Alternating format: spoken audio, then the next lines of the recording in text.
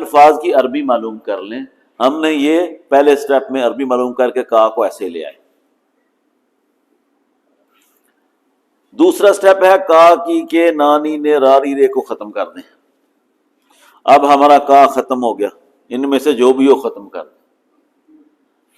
اس کے بعد ہمارے پاس کیا بچا؟ المرواح الزر، کا ختم ہو گیا. تیسرا سٹیپ ہے دونوں اسما کی ترتیب کو بدل دیں. یہ بھی ہم پڑھ چکے ہیں کہ عربی میں جس طرح ہوتا ہے اس کا الٹ اردو میں ہوتا ہے. ٹھیک ہے، عربی میں مضاف الیہ بعد میں ہوتا ہے، اردو میں مضاف الیہ پہلے ہوتا ہے، یا مضاف بعد میں ہوتا ہے تو مضاف الیہ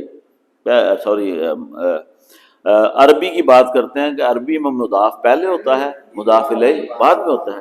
اردو میں مضاف الیہ پہلے ہوتا ہے، تو الٹ ہوا. تو آپ تیسرے سٹیپ پہ اس کو اردو سے عربی میں لے جانے کے لیے جملے کی ترتیب کو، یہ سٹیپ وہ ہے کہ دونوں اسما کی ترتیب بدل لیں. آپ اس کو عربی سٹائل میں لے آئے تو المروحۃ الزر کو ہم کیا کرتے ہیں؟ اس کو ادھر لے جاتے ہیں، اس کو ادھر لے آتے ہیں. الزر المروحۃ. کلیئر ہوا؟ چوتھا سٹیپ ہے کہ مضاف کا کلیہ لگائیں. مضاف کا کلیہ ہم نے پڑھا ہے کہ مضاف کے دو شرطیں ہیں.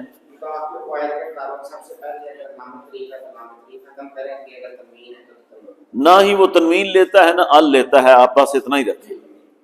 ٹھیک ہے، ایک وقت آئے گا میں کہوں گا ال آ سکتا ہے، فی الحال بالعموم جو ہے ال رہتا ہے. وہ ایک خاص لیول ہے، اس پہ جب پہنچیں گے تو اس کو ڈسکس کر لیں گے. تو عام زبان میں ہم یہ کہتے ہیں کہ مضاف کے اوپر نہ تو ال آتا ہے نہ تنوین آتی ہے. ٹھیک ہے، مضاف ہلکا اعراب ایکسیپٹ کرتا ہے بھی اعراب ایکسیپٹ نہیں کرتا، وہ دو تنوین والا جو ہوتا ہے. تو اب وہ ہم کرتے ہیں کہ مضاف کا کلیہ لاتے ہیں. مضاف کہتا ہے کہ مجھے تنوین اور ال نہیں چاہیے، دونوں میں سے دیکھیں کیا ہے، اس پہ ال ہے، ہٹا دیں. میں نے اس کو ال کو کاٹ دیا، کیا رہ گیا؟ زر رہ گیا. ٹھیک ہے جی، المروحۃ اسے لکھا. پانچواں سٹیپ ہے کہ مضاف الیہ کا کلیہ لگائیں. آپ دیکھیں کہ شرط ہے مضاف الیہ ہمیشہ مجرور ہوگا اور کوئی ڈیمانڈ نہیں ہے اس کی.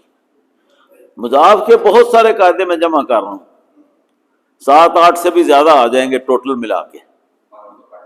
ٹھیک ہے، وہ ساتھ ساتھ اضافہ ہوتا رہے گا جب جب آپ قاعدہ پڑھیں گے. ایک بار ایسے یاد کرانے سے بھول جاتا ہے بندہ.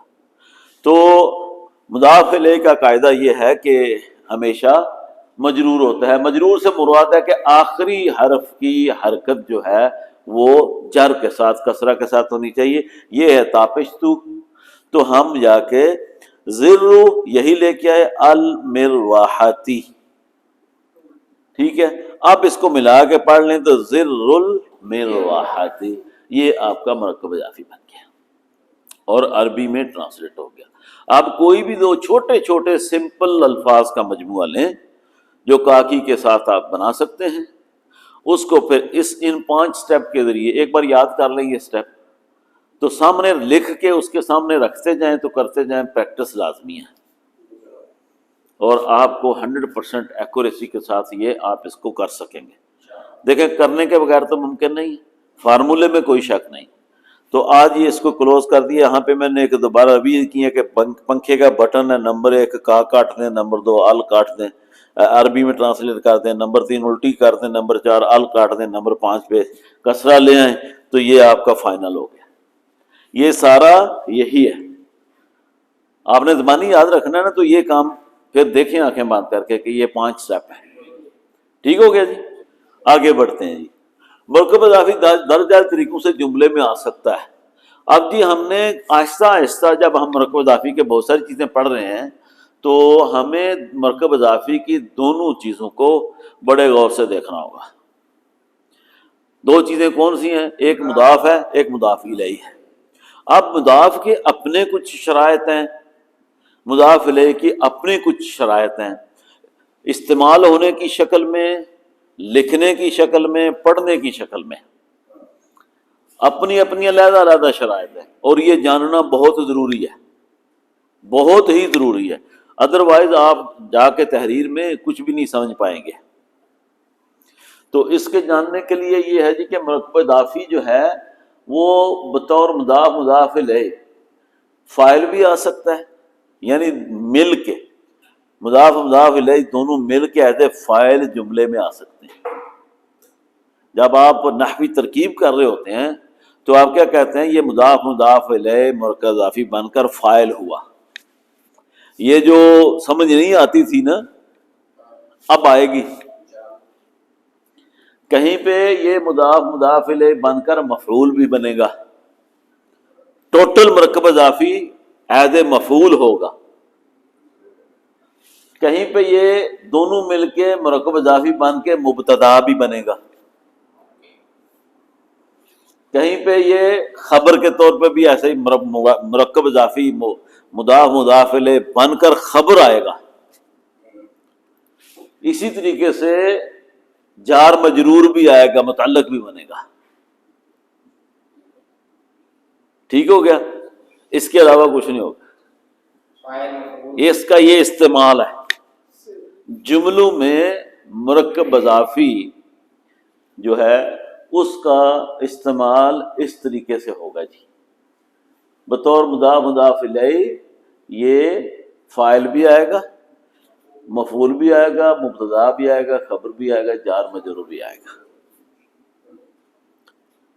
بطور مرکب اضافی۔ یہ یاد رکھنا، صرف مضاف الیہ کی بات نہیں ہو رہی، میں بار بار بات کر رہا ہوں۔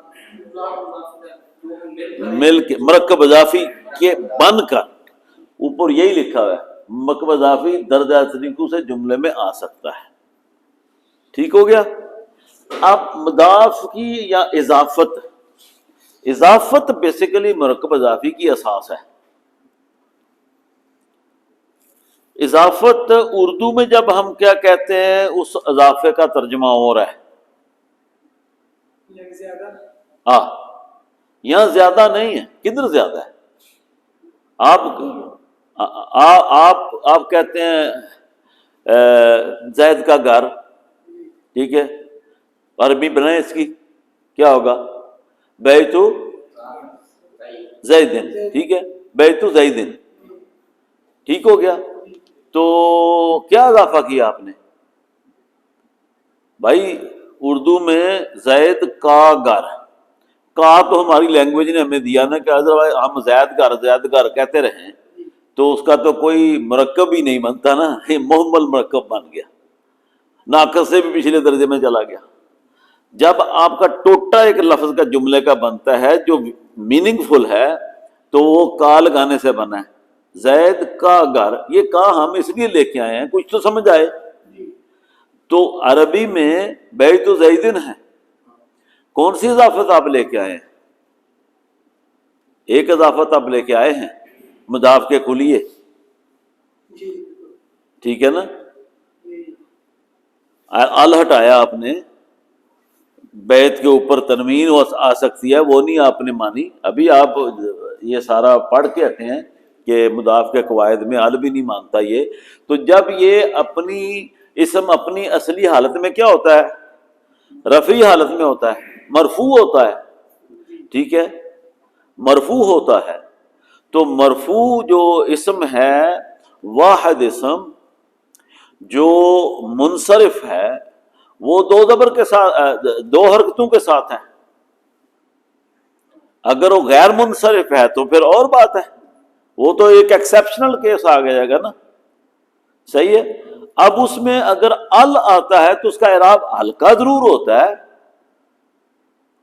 ضمہ سے کسرہ میں یا جر میں یا رفع سے نصب میں تو نہیں بدلتا۔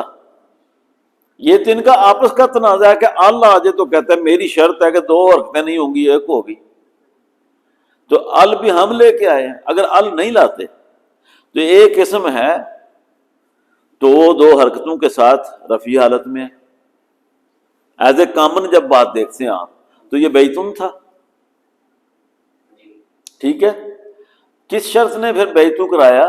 ہم اس کو عربی زبان میں بھی اسم کو لے کر ایک شکل میں لے کے آئے ہیں جو بیت زیدن کی شکل ہے، یہ کسی قاعدے کلیے کے تحت آئی ہے۔